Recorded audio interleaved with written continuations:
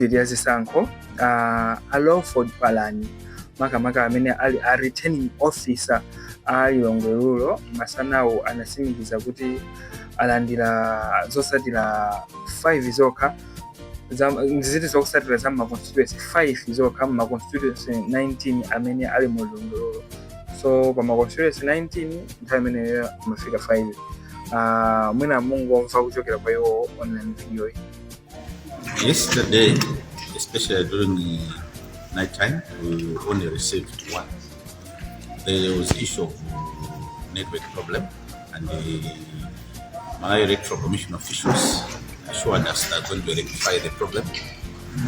And we are happy to say that now the returning officers from constituencies are coming.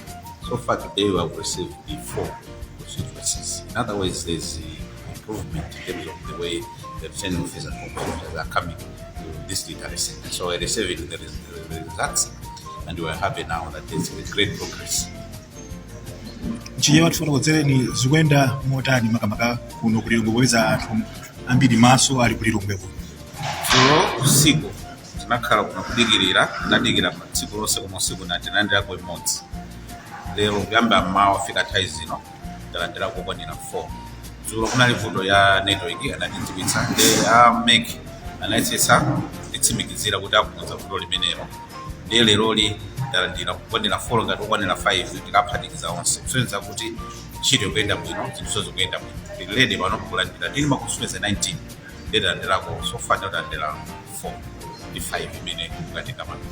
Ano tikuyankhula za 5 mwina kapena pali mwayi oti kumaliza lero makamaka mboma lino.